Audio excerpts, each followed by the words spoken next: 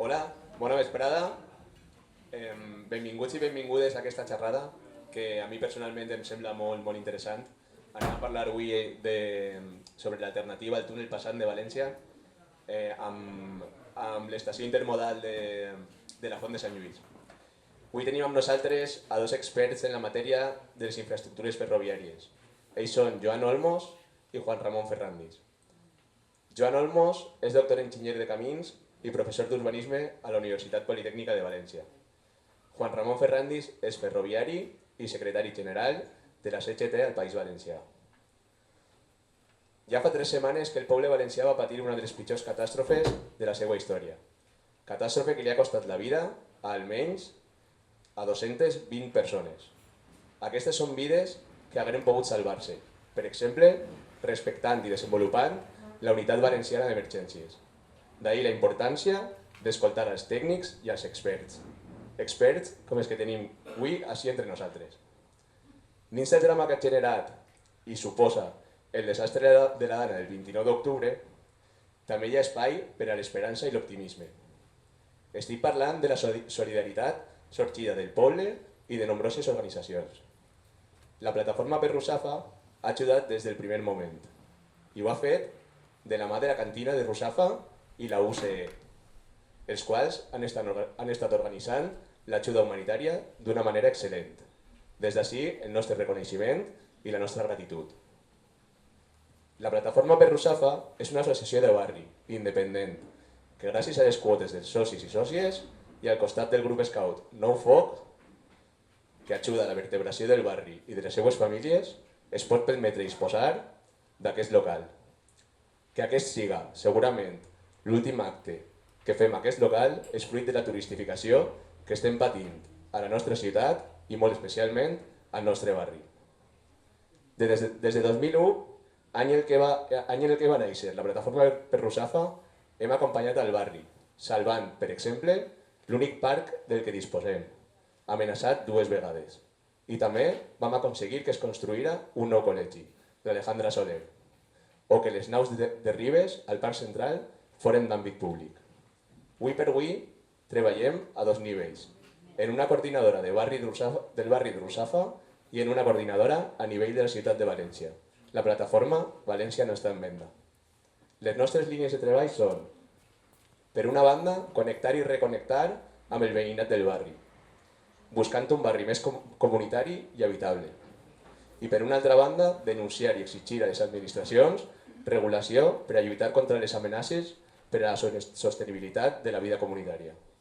Amb la campanya El corredor verd és nostre i el volem verd, amb l'estació intermodal, es presenta una ocasió per diferenciar 2 projectes ferroviaris baix eix semant verd que ningú, o quasi ningú, posa en dubte. A l'hora de reconstruir, triem l'interès general. Triem una alternativa més respectuosa amb el territori, més completa i més econòmica. Com ja va posar damunt de la taula la manifestació del 19 d'octubre, els 3 eixos, habitatge, turistificació i territori, coordinats i units, seran la manera de conduir aquesta reconstrucció basant-la en el bé comú. Només recordar-vos que a l'acabar farem un xicotet debat. Ara ja li donem la paraula als nostres convidats. Moltes gràcies.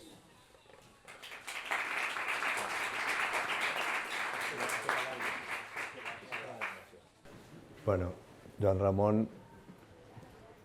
ara després parlarem perquè jo crec que és més interessant escoltar-lo a ell quasi que a mi, perquè ja portem molts anys en esta batalla i els projectes que s'han llançat al territori en els últims, parlem, 40 anys, que ha sigut el moment de la gran explosió de la creació de la bombolla immobiliària més tardana, però la bombolla de les infraestructures. Vos recorde que Espanya és el país d'Europa amb més sobreproducció d'infraestructura del transport i d'altres infraestructures, on s'ha produït una sobreproducció excessiva que ha dut a un altre tipus de fenòmens com és la corrupció, el malbaratament.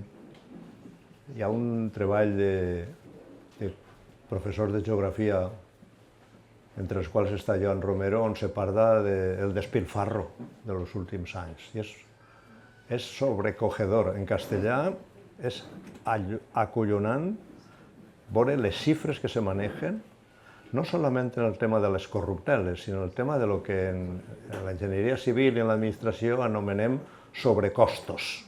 És a dir, el projecte que comença costant 100 en el pressupost i acaba costant 300 al llarg de l'etapa. I en aquesta filosofia i en aquesta cultura és on cap analitzar projectes com el d'avui, perquè si no, no s'entén. Per una banda, l'administració, i per altra banda, aquesta cultura del creixement en què tot el món accepta que si fem més coses, si construïm, no importa si les mirem o no les mirem massa en detall. Això va a millorar l'economia, i si la millora l'economia, todo va mejor con Coca-Cola. I això és el marc. Això és el marc. Jo he estat pensant, quan Imma ens van convidar a fer aquesta sessió d'avui, dic, podem fer una sessió sense mapes, en Ramon? Jo crec que sí que podríem. Ell, de fet, gasta poc les imatges, no?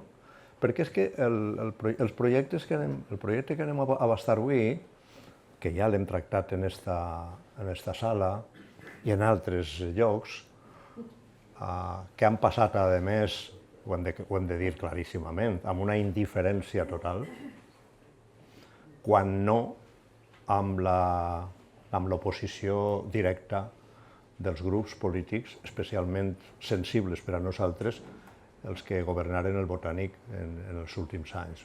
No, estaven encabotats en que si Madrid i Barcelona tenien túnel, aquí també teníamos que tener túnel, argument d'una debilitat intel·lectual molt forta, o que, que això està bé i que això millorarà. I és el mateix que passa en l'ampliació del port. Todo va mejor con Coca-Cola. Si ampliem, generem, ja sabeu com valoren, com avaluen el progrés des de l'òptica tradicional de l'economia. Jo m'he clavat moltes vegades últimament en allò que anomenem el producte interior brut.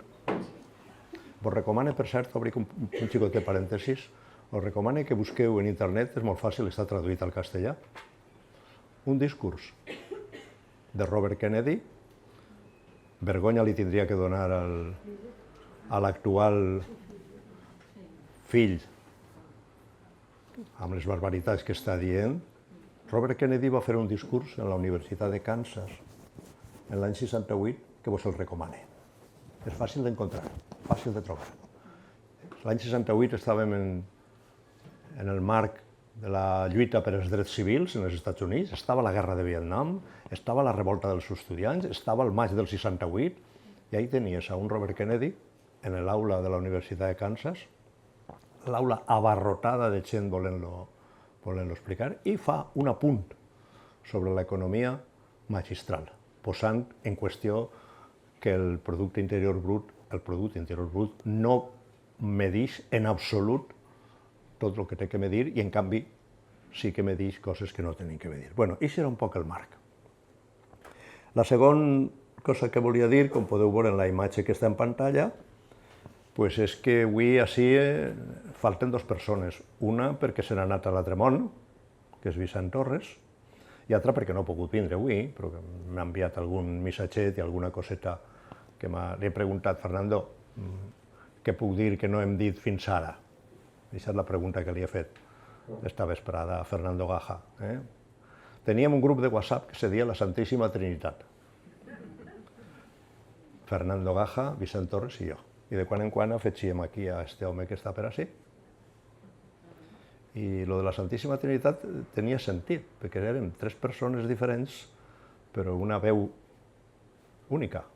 Parlàvem els tres el mateix llenguatge, hem vingut dient les mateixes coses, hem treballat junts en molts altres projectes, especialment en el que anem a parlar avui. Per tant, un record sobretot al nostre amic Vicent Torres, que va faltar fa un temps.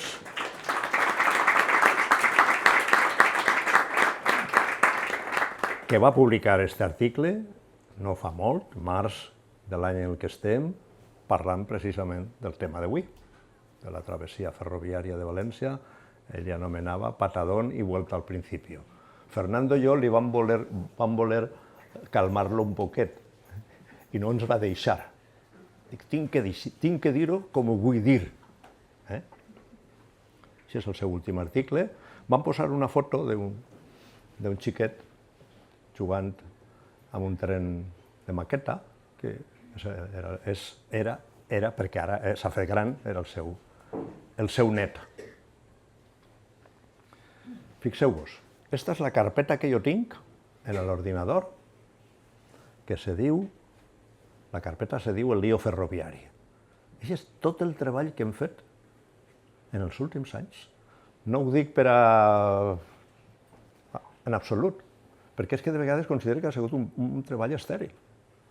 Hem fet un treball immens, especialment quan se va produir lo de les al·legacions al tema de les dos avantprojectes que van projectar sobre el túnel passant i la nova línia d'alta velocitat a València-Castelló.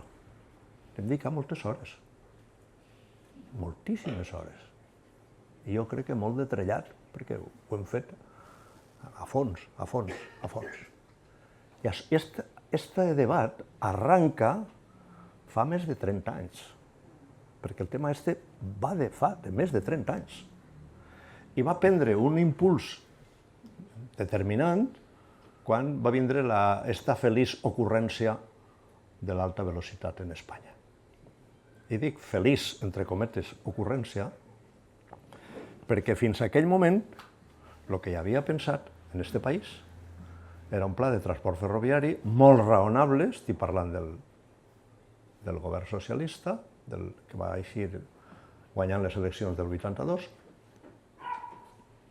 i aquell projecte tenia que veure en modernitzar la xarxa ferroviària.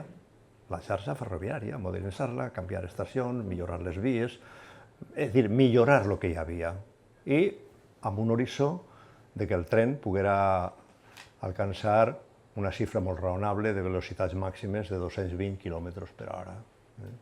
Però què va passar? Sabeu el que va passar? De sobte, a los fastos del 92, Sevilla, Barcelona, després Saragossa, es van inflar d'europeisme i de triomfalisme i de megalomania i van dir no cal modernitzar la xarxa tradicional, anem a fer-ne una nova. I per a ser més europeistes que nadie, anem a agafar l'ample europeu, primer error, gravíssim. Això ho conta molt bé el meu company Tomàs Nebot, fa ja més de 25 o 30 anys. Un error gravíssim perquè ja teníem una xarxa i si tu fas una xarxa d'un altre ample ja tenim dues xarxes que a més no se poden comunicar. Quan l'únic problema que teníem amb la xarxa ibèrica era el pas dels Pirineus, la frontera. Fins i tot no el teníem ni tampoc en Portugal, que tenen el mateix ample que nosaltres. Però havia que cometre un greu error, que era ample europeu, i no nos conformábamos con los 220 kilómetros on estava més establert la Unió Internacional de Ferrocarrils dia que això era la xifra d'alta velocitat. No, queremos ir más allá de los 300 kilómetros por hora. Quant costa, amic, un quilòmetre quant costa un quilòmetre d'alta velocitat? Costa entre 20 milions d'euros i 50 milions d'euros. Heu sentit bé? El quilòmetre. El quilòmetre. El quilòmetre, sí. Després parlarem de jamones, de cañones o mantequilla, que és una cosa molt interessant. Entre 20 i 50 has dit. I el manteniment... 150.000 euros el quilòmetre a l'any. Heu sentit bé? Total, que la factura que portem en esta graciosa ocurrència del 92... 93.000 milions d'euros. Ara tindríeu que fer tots. Ah! No? Oh. O és que ja les xifres ja no vos assusten. Afegiu els 60.000 euros, els 60.000 milions del rescat bancari, que digueren que ho anàvem a recuperar. Mireu els resultats de cada any dels grans bancs i, oiga, quedamos en que usted... Per a que us doneu compte de la magnitud d'aquestes xifres, per exemple, els retalls que feu Rajoy en educació van ser 3.000 milions d'euros. Estem parlant d'una quantitat astronòmica. 6.000 milions d'euros era 1 bilió de pessetes d'aquelles antigues pessetes. Per tant, estem parlant d'unes quantitats astronòmiques que se podrien haver utilitzat en altres coses com l'educació, la sanitat o la cultura. Disculpa. No, està bé que ho fem així en diàleg perquè m'és animat, no? Aquí hi ha una captura de pantalla de coses que hem anat mirant, quan comencen a aparèixer els primers estudis que diuen que ninguna línia espanyola era rentable, això ja ho sabíem. Això, un xiquet de 8 anys que li hagueren plantejat aquest problema en el 92, ho hauria endevinat en seguida. No podien eixir els números mai. Mai. Tot el més trasbassar alguns passatgers de l'avió a l'alta velocitat i poca cosa més. I en este estudi de FEDEA diu una cosa molt interessant. El estudio es contundente. La construcción de las líneas de alta velocidad no aporta ningún beneficio. Los investigadores, tras lamentar que el gobierno no haya publicado los análisis en los que se basó para decidir la construcción de cada corredor, y la respuesta es muy sencilla. El gobierno no ha publicado los análisis en los que se basó para decidir la construcción de estas líneas per una raó, perquè no existeixen. És fort, No existeixen perquè existiran, estarien penjats en el ministeri, estarien en tal, ho podrien consultar per a veure quines són les raons que portaren a aquesta història. Les raons són estrictament política, en el sentit de la política més rastrera. 92, govern de Felipe González y compañía, somos los primeros, tenemos que ir a Madrid, después ve el pacte del PP amb Pujol i entonces anem a Barcelona, després guanya les eleccions el senyor Aznar y tiene que ir a su pueblo, monta la línia a Valladolid, fent una de les travessies més cares de la història de la construcció, que és travessar el Guadarrama. Después tornen los socialistas, entonces hay que ir a Galicia. Después viene el pacto de la modernidad para que el eje Madrid-Valencia y Vela... Esa es según la historia. Es decir, la geografia de la evolució de l'alta velocitat en Espanya és una evolució clarament geopolítica. Eixa és la història. I així n'estem. Claro, una vegada allà, pues yo también lo quiero, los vascos quieren el País Vasco. En el transcurs d'esta història ha hagut algun episodi veritablement fort. No vull que ara recrear-me en el tema, però sabeu a què me refereix, que el tema de Galícia, una precipitació per voler inaugurar la línia ràpidament, va produir aquell desastre. Bueno, s'han succeït, anem a directament ja al tema, s'han succeït innombrables escrits i estudis sobre la qüestió. Així en el País Valencià diguem allò de ara mare, a buenas horas mangas verdes, un poco tarde, però és que a més tots aquests estudis no han servit per a rectificar la línia, han continuat. Fa poc m'he paregut llegir Huelva-Sevilla, dos ciutats que estan a tiro de onda. Más de lo mismo, ¿no? Más de lo mismo porque la máquina no puede parar. La máquina no puede parar. Bueno, mentrestant, pues mireu lo que deia Gallardón en su moment, tenemos que hacer que Madrid y Valencia sean una ciudad continua, però quina tonteria és esta? Quan a més se demostrava que quan se fa una línia d'alta velocitat entre un punt i altre, Els que se beneficien són els extrems, però el territori intermig perd. I ahí tenim, no anem a entrar ara, en la línia Madrid-València per Cuenca, que tenia 32 estacions i ara només ne té 3. I este sistema radial, que ja sabem, heretat de l'època borbònica, y bueno, anem a entrar. Por su impacto directo inducido, se puede considerar la cuestión de la alta velocidad como uno de los temas geopolíticos más claros. Això està tret de l'informe este que vos he recomanat, és que així en la pantalla xicoteta ho veig bé. Aproximación a la geografía del despilfarro en España, balance de las últimas 2 décadas. Un document que el podeu descarregar en internet, entre altres coses, entre els quals està l'amigo Joan Romero. Esta taula l'hem posada moltes vegades, veritat? De l'ocupació que representa l'alta velocitat en comparació a Rodalies i altres mitjans. Aquesta imatge a mi m'agrada posar-la perquè va ser una ocurrència de Josep Borrell. Ell ho va fer per fer una gracieta, però va donar en el clau, quan va dir que l'AVE era un avió que volava baixet. Tenia tota la raó, perquè l'estructura, les estacions i a les poblacions que serveix és el mateix que passa en els avions. L'avió va d'ací allà i el que n'hi ha enmig no val. El que acabem de contar de la línia de Conca. I aquí ve la pregunta ara, perquè com estem parlant d'una dana i estem parlant de desastres, i estem parlant, la pregunta és, veritablement tots aquests projectes tenen sentit en una situació de crisi com la que estem vivint? Canyones de Mantequilla va ser una cosa senzilla que va fer l'economista, crec que era Paul Samuelson, quan explicava que quan un país té recursos econòmics, perquè recapta diners dels impostos, pot dedicar-los a la guerra o pot dedicar-los a alimentar a la gent. Això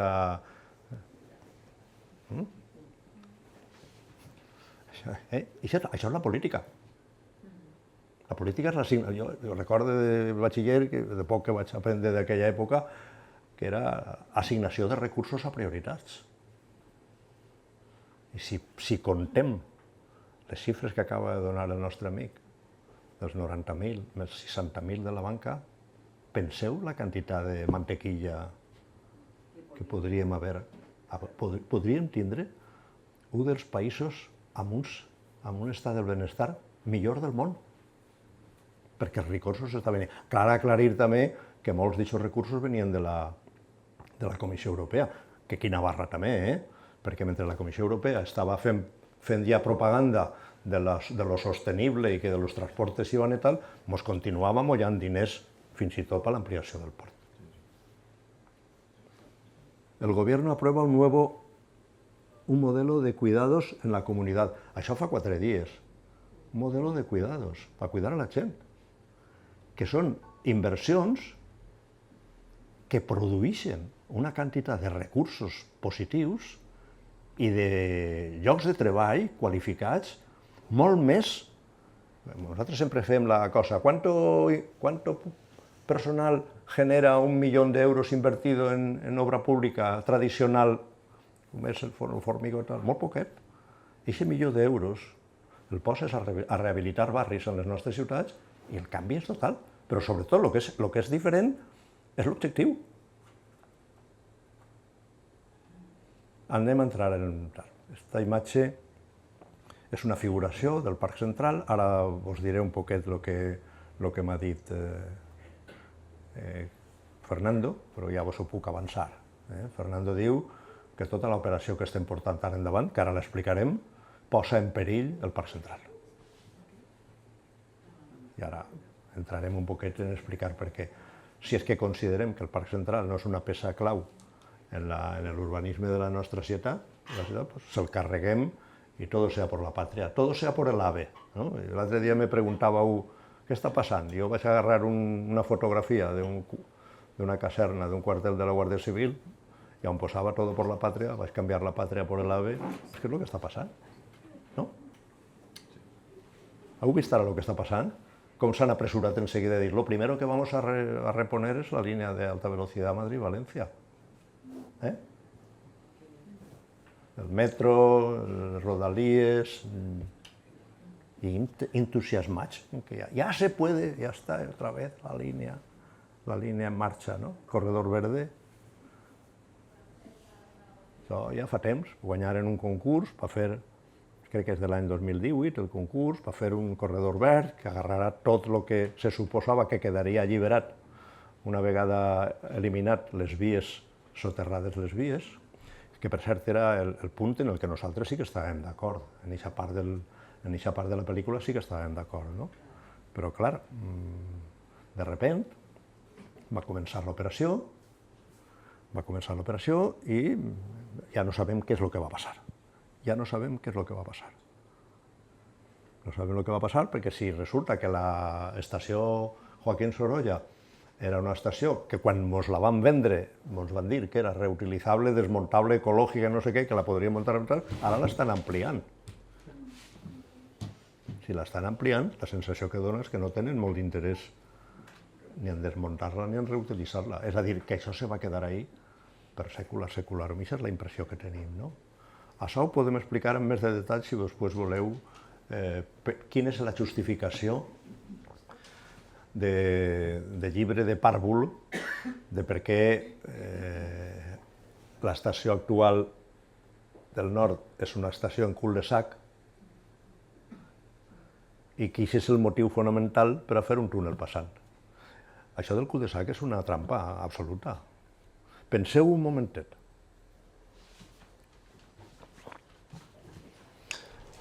Això ho enteneu, no? Això que n'hi ha ahí ho enteneu, no? Fàcil d'entendre, no? És l'estació actual i ahí entren les línies i després tenen que eixir de cul. Però què guanyem si fem el túnel passant?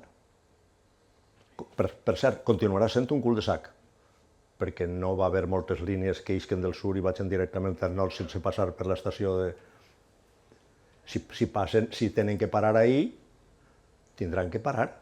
I, per tant, el suposat guany que diuen que ells mateixos ho diuen en els seus estudis, que no va més enllà de 7 o 8 minuts, de veres. Això ho poden dir i després a continuació dir que és preciso realizar un túnel pasante para evitar este falso, pose yo la paraula falso, cul-de-sac.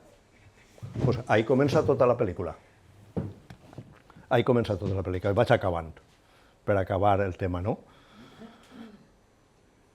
Bueno, ja sabeu, la proposta que nosaltres venim predicant des de fa ja un temps era molt senzilla. Quan he dit al principi que probablement no calia fer un mapa, l'hauríeu entès tots, els que ja l'heu entès i els que avui veniu de nou a intentar averiguar què ha passat, era molt senzilla. L'estació del nord no se toca. No se toca. I deu quedar per a rodalies, on la gent entra i ix a peu pla. Punto. No se toca. I els altres servicis, llarga distància,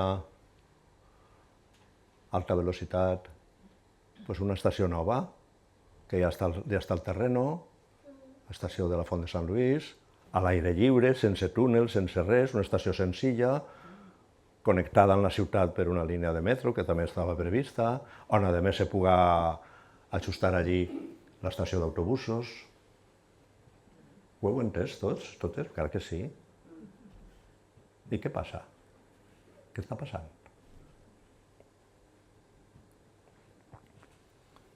Què està passant per a que hagi aparegut aquesta barbaritat?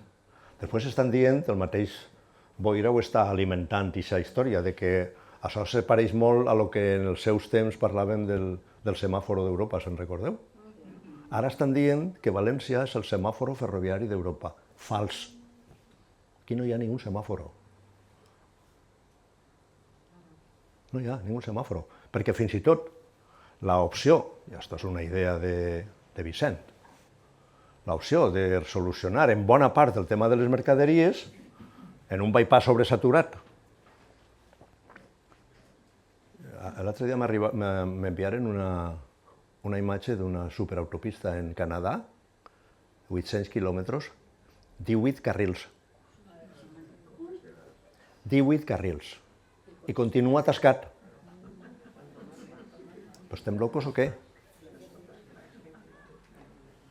Per tant, en bona part, el tema de les mercaderies se resolvia amb aquesta aportació que feu Vicent d'aprofitar per on va ara el bypass, al costaet, posar una línia de ferrocarril per a les mercaderies, que a més, aquesta línia de ferrocarril de mercaderies toca els llocs, els polígons, els llocs on estan en aquest moment la indústria. Pues ni puto caso. I això era l'opció posada en un gràfic i que l'heu vista i que ho hem escrit, hem publicat articles en el diari Levant en el seu moment. Una solució ben senzilla, ben senzilla.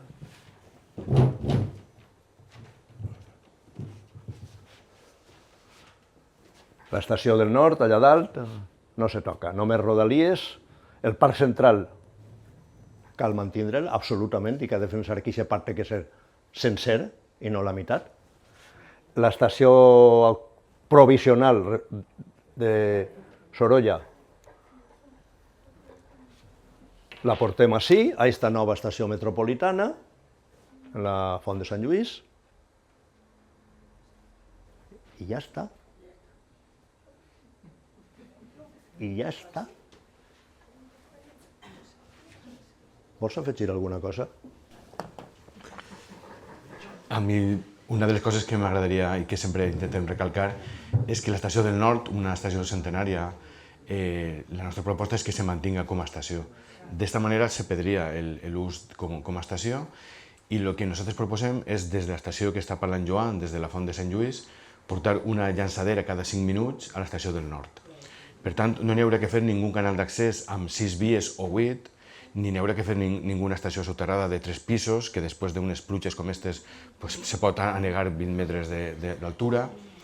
I el que proposem és que siga un túnel semisoterrat, que el que faci a aquest canal d'accés és que siga terra fèrtil per a que els arbres enraelen i que tinguem, que puga absorbir la pluja i demés. I que el parc central no siga un masseter central de formigó completament, que el que fa és rebotar la pluja, que el que fa també és absorbir més el sol i fer una illa de calor enmig de la ciutat. El que volem és un parc central, i el parc central té que tindre brossa, té que tindre arbres i té que tindre tot el que té que tindre un parc central. Per tant, la nostra opció és molt més senzilla, molt menys complexa del que estan parlant. Per tant, de tan senzilla que és, ens la descarten ràpidament precisament per això. A vegades les coses senzilles són molt més importants que les coses complexes i la raó de tot és que això val menys de 400 milions d'euros i el que estan proposant val 5.200 milions d'euros. I això és la clau de tot al final. Bueno, les últimes sessions ja acaba. Nosaltres, el trio, en octubre del 2021, quan el Ministeri posa a informació pública 2 projectes, un, el del túnel passant, i un altre, una nova línia entre València i Castelló, per a l'alta velocitat, claro. Vam fer al·legacions a aquests estudis. Aquests informes els vam compartir per a que algunes altres associacions, nosaltres no estàvem constituïts com a associació, les pogueren signar i les pogueren presentar al Ministeri. I després de 3 anys, fa poc, vaig enviar un escrit a Transportes Ferroviarios del Ministeri. Fernando me va dir, no servirà per a res. I tenia raó. Vaig enviar un informe dient, ya habíamos contactado con don Casimiro Iglesias, que era el director general de planificación ferroviaria, cuando arrancamos esta historia, y para comentarle, y el señor Casimiro Iglesias se interesó y me llamó y me dijo que quería que le explicáramos un poquito más, le enviamos un informe patatín, patatín. Ese es el correu de fa 3 setmanes, o 4 setmanes, ¿no? Y ahora nos gustaría comparecer y que, entre otras cosas, para que nos dijerais porque llevamos 3 años y no nos habéis contestado a las alegaciones. Respuesta, que diga aquella, no? Que no puc llegir bé. desde así tan prop. En primer lugar, muchas gracias por su interés en la planificación ferroviaria concerniente al área de Valencia. Actualmente, una vez finalizada la recepción de informes y escritos de alegaciones, se está trabajando en la modificación de los estudios informativos mencionados para tener en cuenta, precisamente, diferentes aspectos puestos de manifiesto en dicho procedimiento. Todo ello con vistas a poder continuar la evaluación ambiental de las actuaciones de cara a la obtención de la declaración de impacto ambiental de las mismas. Una vez exista resolución de aprobación definitiva de los estudios informativos, se remitirá la misma a todos los alegantes al procedimiento. Y acabe. Fernando diu, llegiré perquè d'allà no se pot llegir. En un escenario de baja disponibilidad de recursos públicos, agravado en el caso concreto del País Valenciano por la riada del Horta-Sud, es impensable que se dediquen a las obras pendientes, las dos más costosas, el túnel y la estación subterránea, las cantidades que se requerirían, que superarían ampliamente los 3.000 millones de euros, en un proyecto indefinido, en la actualidad, para recortar unos 10 minutos en la travesía de los trenes de alta velocidad, justificación oficial. Y a continuación digo, una idea que es la base del texto. No vamos a ver el Parc Central completo. Su finalización requeriría la demolición de la mayor parte de las obras que se están ejecutando, ampliación de la estación Sorolla y canal de acceso, algo bastante improbable.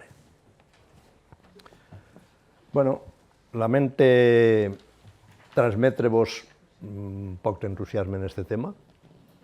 Jo ja li ho vaig dir a Imma quan m'ho va proposar,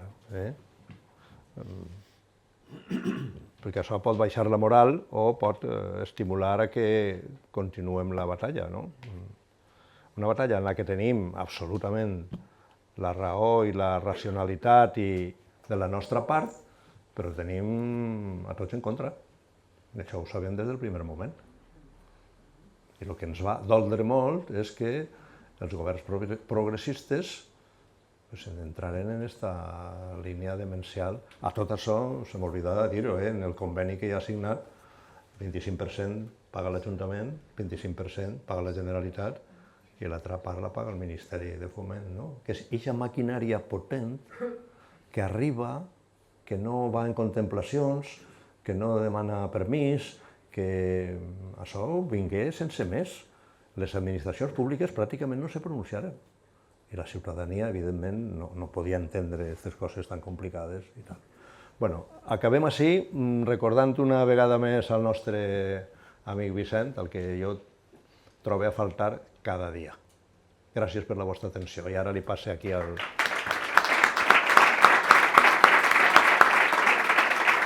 No hem parlat del Boulevard Verd perquè és un tema un poquet més complicat, però ja podeu imaginar per on van les coses.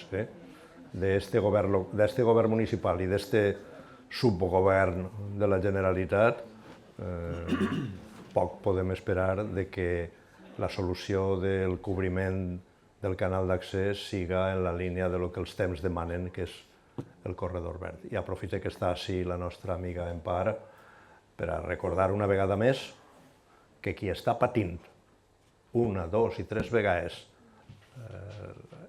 en València és la part sud de la ciutat.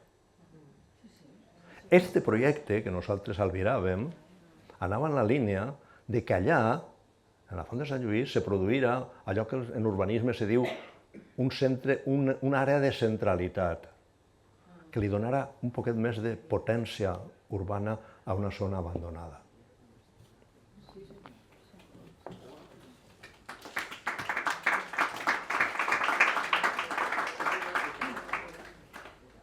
Moltes gràcies per vindre, a totes, per fer l'esforç de vindre avui ací. Moltes gràcies també a totes les persones que ho han fet possible, la comissió d'organització, les persones que estan gravant, al meu company Joan, que és un gran orador i que explica molt bé les coses, les ha explicat moltes vegades, però el nostre altaveu no és tan gran com tenen la classe política, sobretot la classe empresarial també, per a defensar una opció que al final és una part del pastís que ells volen tindre. Per tant, ells tenen molts altaveus, nosaltres tenim uns molt xicotets. Però la raó, com bé deia Joan, la tenim nosaltres. I això no pot llevar ningú, perquè qualsevol persona que escolta les nostres xerrades entén ràpidament que és l'opció més coherent en el medi ambient, amb la societat, amb les persones ciutadanes d'aquesta ciutat i dels voltants, i també econòmicament. Aquests diners se poden destinar a altres coses molt importants. I aquesta xerrada d'avui ve una miqueta també per el que ha passat amb la Dana i amb totes aquestes inundacions. Serem capaços de gastar 5.200 milions d'euros en el que fa falta reconstruir? Jo crec que seria una barbaritat. I això pot ser una excusa també per a parar este nefast projecte. A mi m'agrada començar les meves xerrades contant una miqueta d'història també de lo que ha ocorregut en els últims anys. I tot ve també des dels anys 80. En els anys 80 el ferrocarril començava a quedar-se obsolet i n'hi havia que fer una reestructuració. Aquesta reestructuració, com bé deia Joan, consistia en renovar els 14.000 quilòmetres de línies que n'hi havia en aquest moment, convertir-les totes electrificades, doble via i demés. I això tenia un cost. Tots aquests diners, no tots els diners, sinó 3 vegades més, se va gastar en una sola línia d'alta velocitat, la de Madrid a Sevilla, que a més estava aïllada en un ample que no podia coincidir amb els demés, però era la bandera, la marca Espanya d'aquell moment i el que volien vendre a l'exterior com a una falsa modernitat. La construcció de l'AVE, ho hem dit moltes vegades i no vaig estendre molt, però és un tren devorador de recursos, no sols mediambientals, que evidentment transforma els paisatges per on passa, canvia els cursos d'aigua i això d'alguna manera també és totes les infraestructures que hem patit en l'Horta-Sud ha tingut molta a veure també en el desenvolupament d'esta Dana, però el que fa l'AVE és canviar els cursos d'aigua tant soterranis com els de superfície i talla ecosistemes, parlant socialment, evidentment lleva les 27 estacions que n'hi ha entre Utiel i Aranjuez, i ha deixat 3 estacions en tot el trajecte. Per tant, el que estan fent és aborregar-nos a totes dins de les grans ciutats, de les insalubres grans ciutats, per a que tinguin els serveis més prop i que des de l'Estat se puga, d'alguna manera, manejar-ho com ells volen. Però després té una altra, perquè aquests dos no els importa gens a la classe política, gens ni miqueta. En 1990, quan se va decidir no fer aquest pla que podia servir a tota la ciutadania, el que van fer és negociar-ho en el govern. 350 persones en el Congrés van decidir que l'aposta era l'alta velocitat. I per què ho feren? I això ho dic moltes vegades, i a vegades hi ha diputats i diputades que se cabreixen molt, però al final és així. Les 350 persones decidiren quin era el model ferroviari que volíem en aquest moment. No van ser tota la ciutadania en un debat públic que poguérem haver aportat cada una el seu coneixement. Van ser elles per la pròpia comoditat, insistisc. Això a vegades crea bambolles, però és així. Perquè pensaven, visques on visques, en Cantàbria, en La Rioja, on siga, pots anar a Madrid d'una manera directa. Què és el que vaig a fer jo? A Madrid. A Madrid. Podem anar totes a Madrid quan vulguem. De fet, és més fàcil anar de València a Madrid que de València a Alcoi. A Alcoi se tarda 2 hores 10 minuts i a Madrid 1 hora 40 minuts. Per tant, tenim més prop Madrid. O sigui, si sabeu de geografia, sabreu que és així, que està molt més prop Madrid. Està clar. Per tant, es van furtar el debat social de quin ferrocarril volíem en aquest moment. I es van implantar una línia d'alta velocitat. Però després d'aquesta línia, evidentment, per qüestions geopolítiques, com molt bé deia Joan, i no vaig a tornar a repetir el que ell estava dient, al final, cadascú dels governs, cadascú dels ministres i les ministres que entren en aquest moment va fent el seu mapa. N'hi ha un mapa allà que s'han gastat 93.000 milions d'euros, però que poden arribar a ser 300.000 milions d'euros. 300.000 milions d'euros. Si 93.000 milions és una quantitat astronòmica, 300.000, evidentment, ja no sabem on podem arribar. Nosaltres tenim, com a CGT, tenim un pla per a intentar revertir i fer molt més social aquestes línies, però ara no toca, ja ho parlarem en un altre moment. Després, econòmicament parlant, evidentment, el que deia Joan, entre 20 i 50 milions d'euros per quilòmetre les línies d'alta velocitat. Si podem fer una amortització del que costa una línia d'alta velocitat en totes les persones que transporta, cada bitllet ens tindria que costar 340 euros per persona. Evidentment, això és insostenible, ningú ho faria, i el que estem fent és perdre cada dia diners. Perquè faig una comparació, van suprimir el tren entre València i Conca i Aranjuez perquè cada tren costava 500 euros. 500 euros. El que eren 11 milions d'euros en 3 anys. Pues en un dia d'alta velocitat perdent diners hem gastat ja més que aquests 11 milions d'euros. Per tant, ahir demostra quines són les prioritats dels diferents governs. Però no volia parlar d'això, volia parlar per a que s'entenga en exemples de la ruta del despilfarro. Anava ja una ruta en València del despilfarro, jo vaig a fer una ruta del despilfarro en l'àmbit ferroviari. I que la tenim molt prop, per exemple, tenim el tercer carril entre València i Castelló, que en 2016-2017 va suposar que el 65% dels trens deixaren d'operar, que se cancel·laren. Va perdre el 55% dels usuaris i després el 47% ja no torna mai a agafar el tren, perquè els trens anaven en una hora de retras, una hora i mitja, 50 minuts, era totalment insostenible per anar als seus llocs de treball, centres d'estudis, centres de salut o on fora. Per tant, se va perdre, perquè faig una comparació, des de 2008 als últims anys, que n'hi ha comparatives, perquè ahir ja se solapa una miqueta en la pandèmia i els datos ja no són totalment fiables que deurien ser, van passar de 24 milions d'usuaris a l'any a solament 9 milions i mig. Tot això va passar, evidentment, a la carretera, a tirar més CO2 a l'atmosfera, a una cota de dolor important, no solament per als accidents, sinó també per les malalties que això suposa, i un gasto en construir més hospitals, més medicines, etc. Tots aquests costos són quantitats també astronòmiques, que se podríem haver estalviat si n'hi haguera un pla d'un ferrocarril en condicions, evidentment, i a més gratuït, que paradoxalment, quan menys pagues en el tren, més benefici n'hi ha a la societat. Per aportar una cosa positiva, el govern ha plantejat els bonos de transport, que en 10 euros en rodalies o en 20 euros en mitja distància pots anar en el tren pràcticament gratis perquè després te tornen els diners, i ha augmentat un 52% l'ocupació dels trens, el que és una molt bona notícia. La mala és que probablement ho van a llevar en gener d'aquest any, algo que ha anat tan bé, doncs paradoxalment ho van a llevar. Però estàvem parlant d'aquesta ruta del despilfarro, que el tren, que l'AVE tenia que arribar a Castelló i per això fan un tercer fil que costa 700 milions d'euros, que és per a mercaderies, però que no ha passat ni un sol tren de mercaderies en els últims 8 anys que està construït, ni un sol. I encara tardarà moltes dècades en passar algun. Però no solament ahir, n'hi ha una línia construïda entre València i Xàtiva, una línia d'alta velocitat a 300 km per hora, que no ha passat ni un tren, ni un tren en 15 anys. Està construïda, està pagada, evidentment. I a partir de la posada a la primera travessa, no? Va ser l'espectacle aquell de... Sí. Sí. Insistís, 15 anys en tensió en la catenària, la via habilitada, però no passa ningú tren. Per què? Perquè la van construir 25 anys abans de lo que feia falta. No està connectada a ningú lloc a partir de Xàtiva, ni està connectada a València. Per tant, és ahir una illa que, evidentment, un tren que vaig amunt i avall, si no para en ningú lloc, no té ningú sentit. Però n'hi ha una cosa més grossa encara, i és que n'hi ha un pont sobre el Xúquer, un pont de formigó que pot absorbir velocitat de 350 km/h.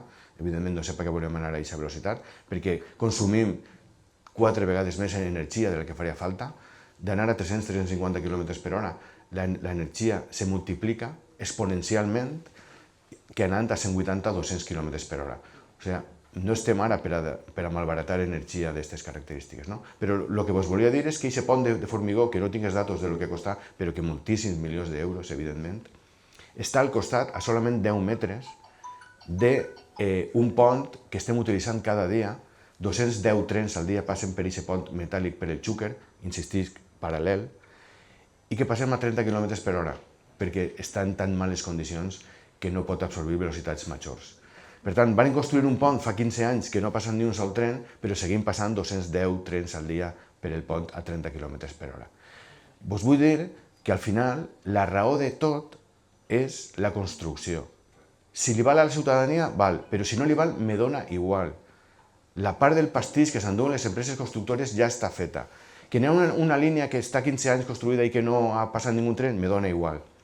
Que estan construint un corredor mediterrani que va costar 18.000 milions d'euros, que no van a passar els trens de mercaderies, sinó que és una línia d'alta velocitat camuflada, me dona igual. Jo vaig a construir-la, els meus amics constructors i constructores se van endur ben calentet, però si no val, me dona igual.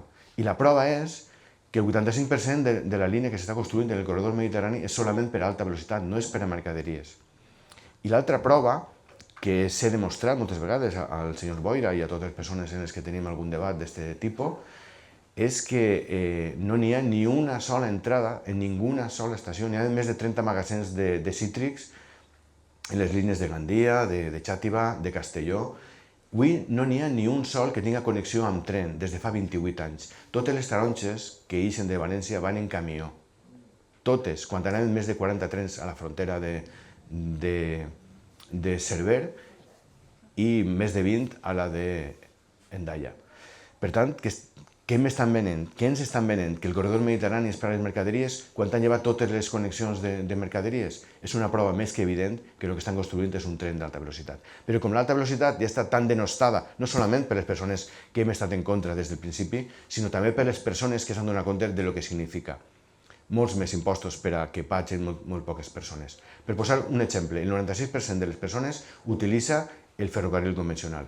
Solament el 3,8% utilitza l'alta velocitat. Passem de 600 milions de persones usuàries de Rodalies a solament 26 a l'alta velocitat.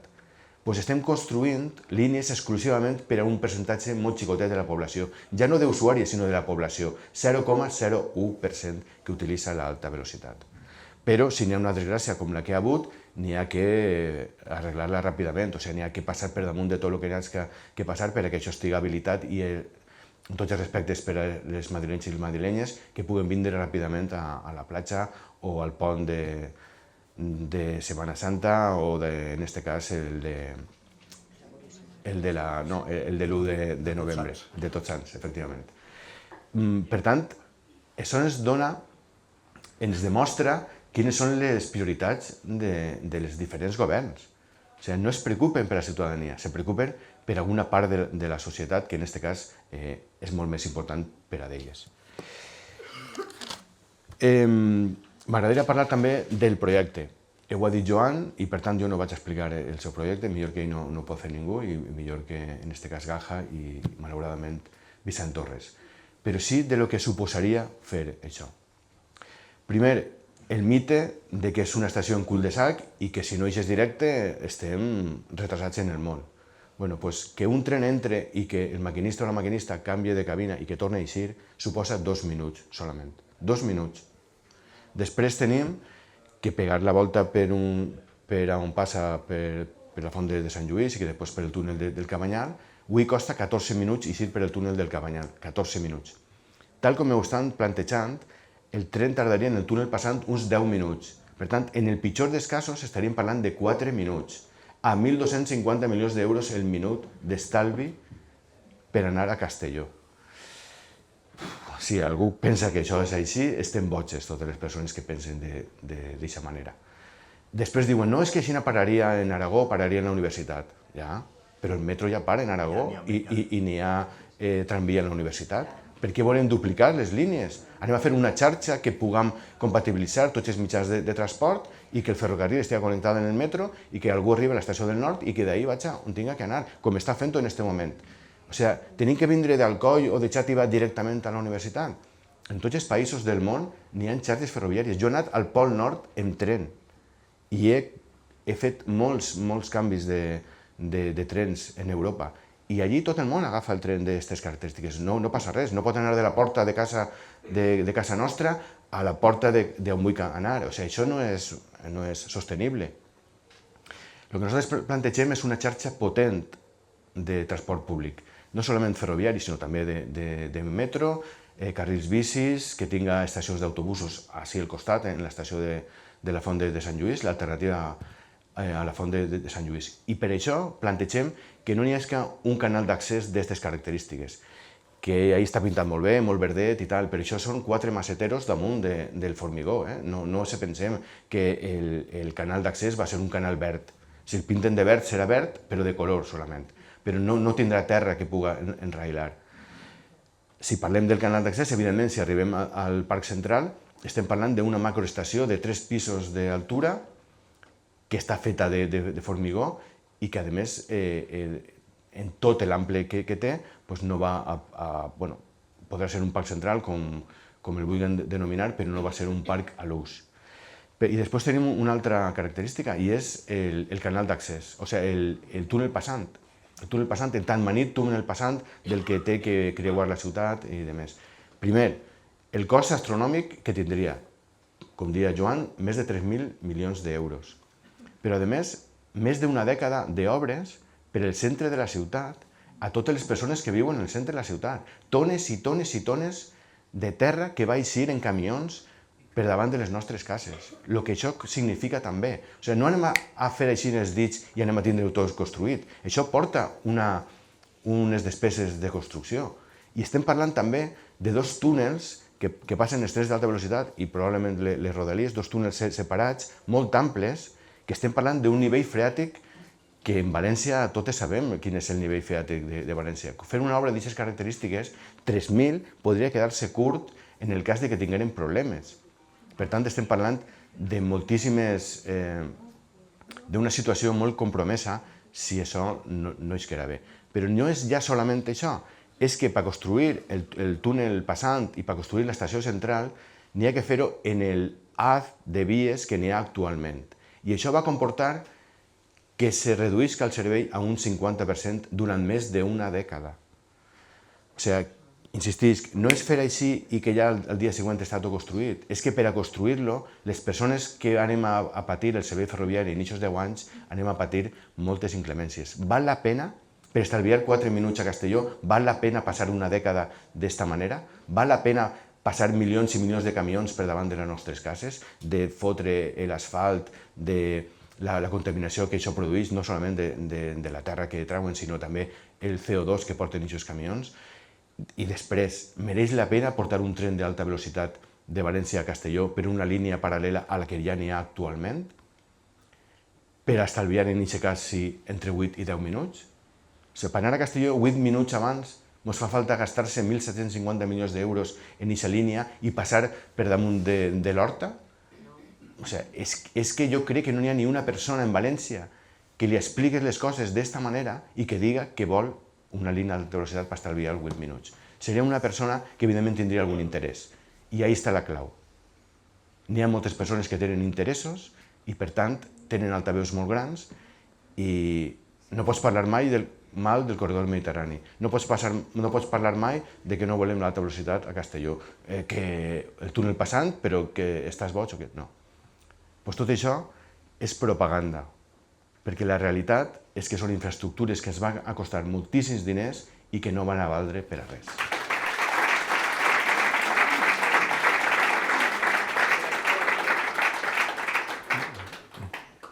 Dos curtets apunts a el que ha dit.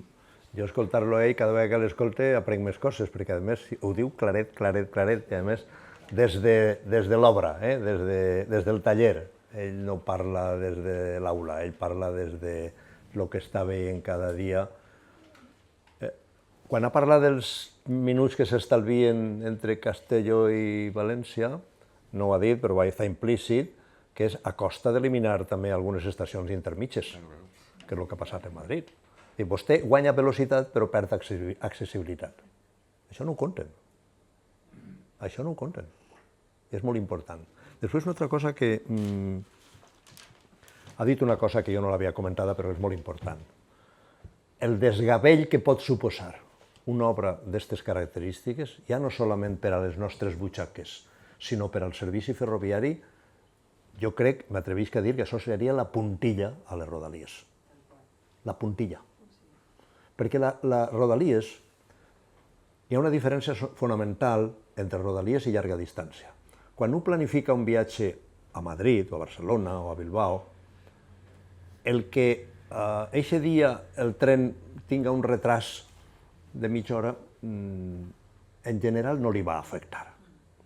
Però el que agafa tots els dies rodalies per anar a treballar, per anar a estudiar, per anar a una entrevista de treball, per anar a veure un malalt que s'està morint. Aquestes persones no se poden permetre el luxe de perdre un minut, de que hi hagi un retras. Per això, ella ho ha contat, que quan les coses passen d'aquesta manera, la gent comença a deixar el tren i se'n va agafar altra vegada al cotxe. Per cert, ja que parlem del cotxe, que ha sigut un dels protagonistes de la tragèdia d'estos dies, fa un momentet estava parlant amb una persona d'alta responsabilitat en la matèria, que me diu que han sigut determinants, a l'hora de crear embolics, a l'hora de crear embussos, a l'hora de crear... No vos ho vaig a contar perquè ho heu vist tots, no?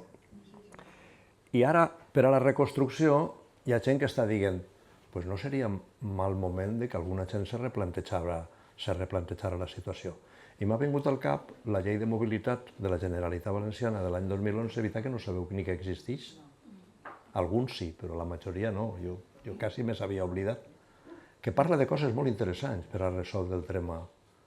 Per exemple, lo de compartir cotxe els que van als polígons industrials, que viuen en zones molt pròximes.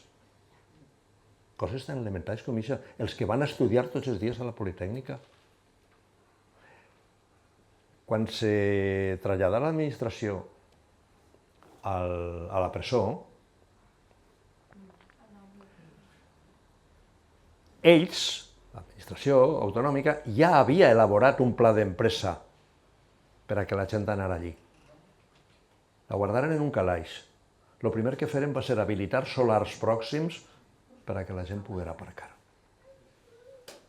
I al final, segons me contaven gent a la que jo havia treballat, les baralles anaven a veure si pillaven plaça de pàrquing de les que estaven habilitades. Ixa és la situació, ixa és la cultura de l'automòbil. Que té que veure amb el que estem parlant.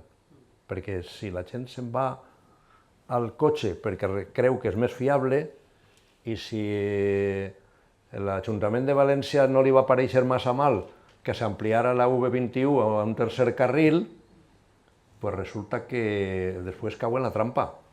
Perquè si tu vas en el tren i veus que a l'entrada de València n'hi ha un embús, pues a lo millor dius, he triat bé. Però si resulta que el tren no arriba, les rodalies no arriben, i com conta Juan Ramon moltes vegades, manca de personal, de renovació, de places i tal, pues al final la gent se troba que o va entre el retras de rodalies o entre l'embús de la carretera. Estem en el segle XXI.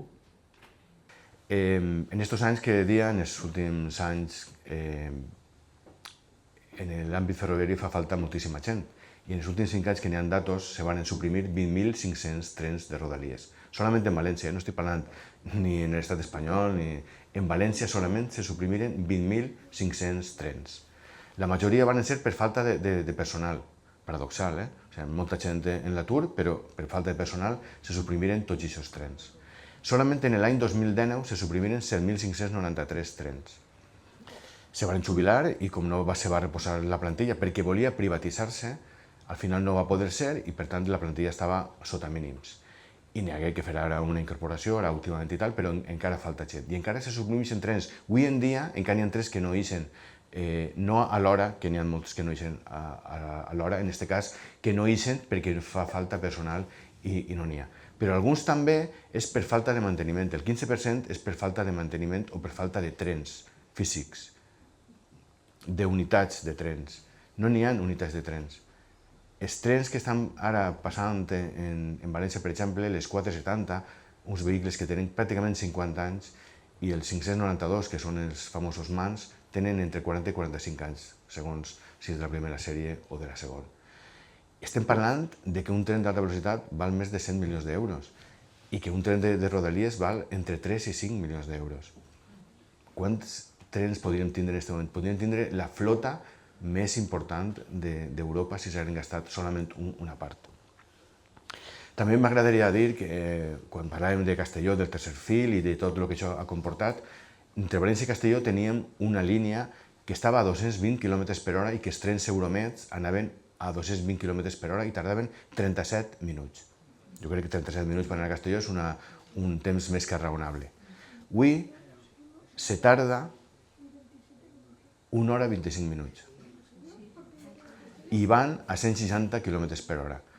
perquè han posat un tercer fil i això té una sèrie de components que se desgasten molt de pressa, té un cor per on passen les rodes que se va desgastant cada tren que passa i per tant tots aquests canvis de via en cada una de les estacions han passat d'estar a 160 km per hora a estar a 80 i ara ja a 30 km per hora. Per tant, hi ha 3, 4 o 5 punts que estan a 30, n'hi ha altres també 3 o 4 que estan a 80. I després n'hi ha uns canvis de fil que n'hi ha en... Fil, explica el que és per si algú no Sí, sap. disculpeu. Una via té 2 carrils, 2 fils. Així com viuen 2 amples, l'ample ibèric i l'ample internacional, han tingut que fer un carril més enmig per a que els trens de l'ample internacional puguen anar per ahí.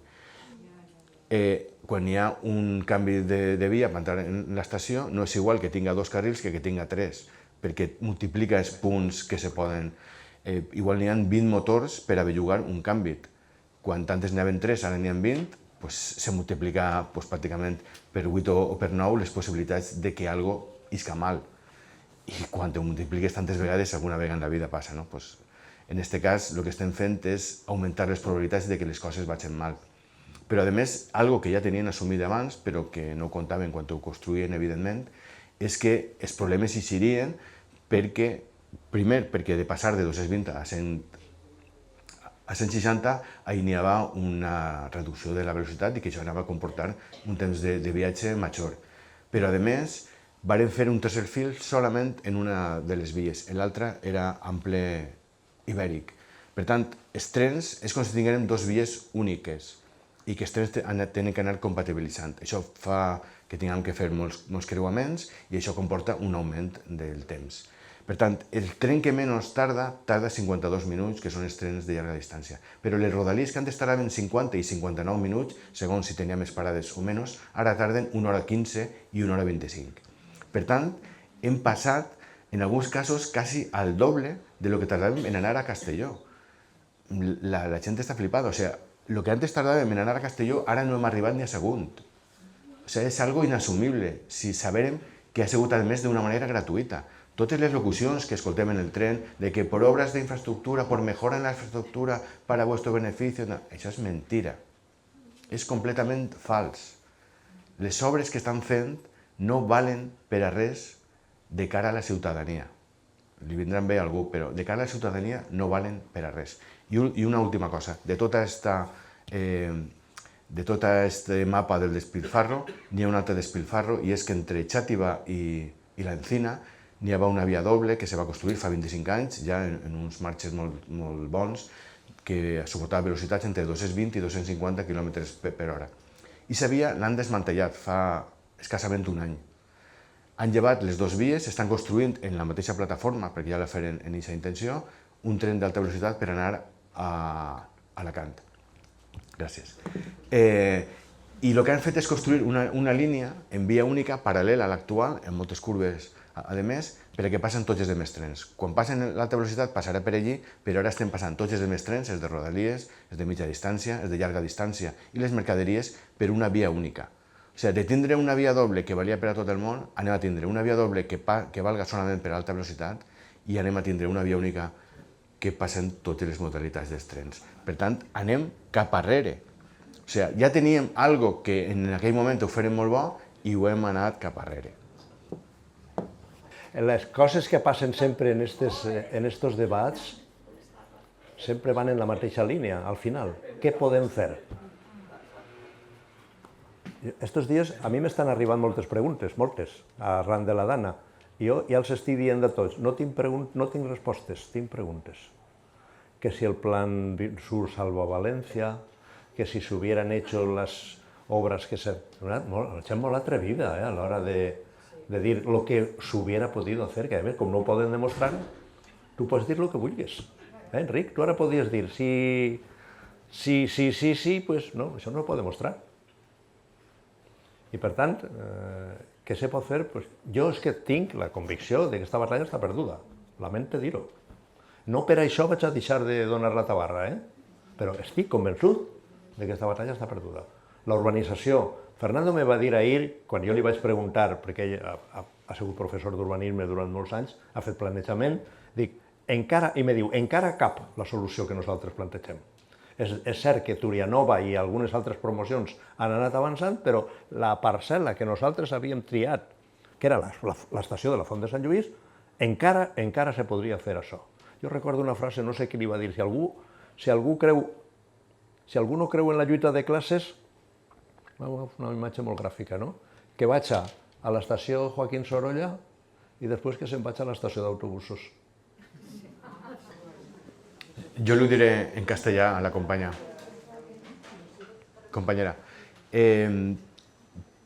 Para que lo entendamos, lo que has firmado tú del corredor verde, en principio nosotros estamos en contra también de ese corredor verde. Lo que nosotros proponemos es una vía semisoterrada de solamente 2 vías, no de 6 u 8 como están planteando en este momento, de solo 2. Sería el corredor verde, que sería verde, no sería como el que han planteado en un principio y el que ha planteado ahora el ayuntamiento, sino que sería un corredor verde con un pequeño montículo que estaría integrado en el paisaje y un parque central grandísimo que fuera verdaderamente un parque, porque no tendría una estación soterrada de hormigón bajo. Por tanto, nuestra propuesta es verdaderamente un corredor verde y un parque central. La propuesta que hace el ayuntamiento en principio es un cajón de hormigón, que es el canal de acceso, y luego poner unas macetas arriba. Ese sería el corredor verde que pide ahora la ciudadanía. Pero lo pide, entiendo yo, como segunda opción. O sea, es mejor que la que ha planteado ahora el ayuntamiento de poner una carretera por encima y hacer viales. Pero a nosotros tampoco preferimos la primera opción, que es que no haya los 6 carriles por abajo y que no sea un cajón de hormigón. Me refiero que este canal verde no es exactamente el que nosotros estamos pidiendo, es una segunda opción que presentó el ayuntamiento en contra de la que han presentado ahora, que es un vial por carretera. Me refiero que no es exactamente la que tú afirmaste, que es la que corre por ahí, no es lo que estamos planteando nosotras. No, es que m'ha venido a la cabeza una charla que hubo en el Colegio de Arquitectos, ahora un mes y medio, o 2 meses, en la que la estrella invitada fue la señora Gustafsson, que es la diseñadora del Parque Central. Me llamó la atención que este asunto no apareció en el debate. Qué curioso. Una señora ve a hablar del Parc Central y resulta que el tren no passa per ahí, ni a una estació, ni... no va haver ninguna menció al tema. En algun cas, d'algú dels que estaven al costat, guanyadors d'algun concurs recent, no diré el nom, va dir que en la plaza del ayuntamiento no tenía por qué ser toda peatonal, porque hay gente que puede ir, atención, que debería poder ir a comprar flores en coche. Eso lo he oído yo con estos oídos. Era uno de los que estaban allí. Por cierto, tú estabas también, ¿verdad? ¿Tú no? ¿Estabas? No. Bueno, ese es el nivel que hay entre las grandes estrellas. El nivel que hay entre las grandes estrellas, ¿no? Y, por cierto, no hubo debate.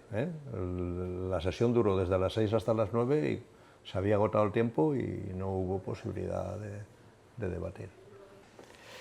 Per intentar resumir, n'hi havia un projecte que era fer un canal d'accés en totes les vies i el formigó dalt i que per dalt fora un vial per a peatons, per a bicicletes i demés. El que ha fet l'Ajuntament és transformar-lo per a que passen cotxes. Per tant, el que heu signat és per a que no passen cotxes, però no canvia el projecte de que passen els trens per baix i que siga un gran caixó. Per tant, la nostra opció... Eso ya es mucha información, porque eso también no había entendido bien, entonces Efectivamente, pero igual que tú, el 90% de la ciudadanía que lo afirmó pensando que era un corredor verde. Entonces, és enganyós. L'altre que volia dir, nosaltres no volem sacrificar ninguna part de l'horta. El que nosaltres plantegem pràcticament és en el mateix que n'hi ha en aquest moment deteriorat, que són l'estació de la Font de Sant Lluís, en les que n'hi ha allí, el taller que n'hi ha al costat. Tots aquests terrenys servirien per a fer una estació de les característiques que estàvem parlant. Què és el que podem fer? Bueno, jo tinc una teoria, i és que no podem caminar més de pressa de lo que estem fent, que alguna vegada el propi planeta ens va dir que tenim que parar, de la manera que siga. Per tant, jo crec que no anem a arribar a veure el canal d'accés, o sigui, el canal d'accés sí, però no el túnel passant, no l'estació central, no l'ampliació del port, perquè se'ns va vindre tot damunt de nosaltres. És una teoria, però en cal que ho haguem perdut, jo continuaria lluitant, igual que Joan, igual que la immensa majoria de les persones que estem així. El que podem fer en aquest moment és juntar-se com estem juntant-nos avui, atendre a les persones que estan contant coses com les nostres, contar-les també a les nostres amistats i a les persones que coneguem i ampliar aquesta informació el màxim possible. Tenim una informació que està escrita, per exemple, en aquest cas per Joan i per les seues companyes, i que podem transmetre-la d'una manera, igual que han filmat milers de persones lo del canal d'accés, podem fer-ho també d'una manera pedagògica, explicant què és el que està passant. I això, si se transforma i se va repartint i se va tenint constància de lo que està passant, probablement se puguen canviar les coses, perquè al final és la pressió de la ciutadania a la classe política. Si no existís aquesta prou pressió, assumeixen tot el que està passant. No assumeixen això, assumeixen coses molt més greus. Per tant, nosaltres som una xicoteta part d'aquesta pressió. Tenim que multiplicar la pressió, però el primer pas és juntar-nos entre nosaltres per intentar ser el màxim possible per a fer aquesta pressió.